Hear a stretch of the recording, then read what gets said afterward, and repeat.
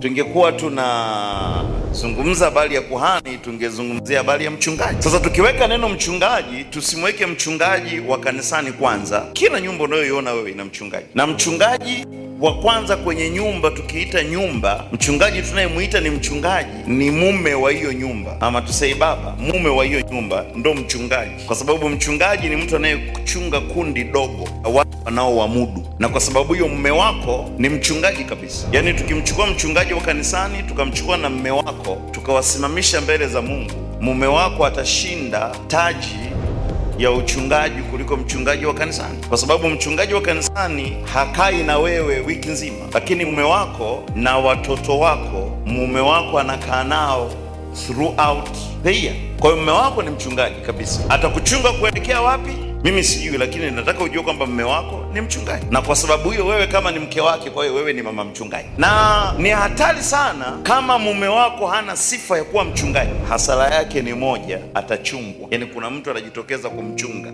na kumwamulia, na wewe kama mke wake ni vizuri ukajua kwamba wewe ni mama mchungaji. Unamchunga nani? Unamchunga mchungaji. Yaani ukishakuwa mama mchungaji, wewe huchungi watoto, unamchunga mchungaji. Na kama anataka kutoa maelekezo asiachilie kwa mtu mwingine, aachilie kwako, ambaye ni mama mchungaji, ambaye mnachungana.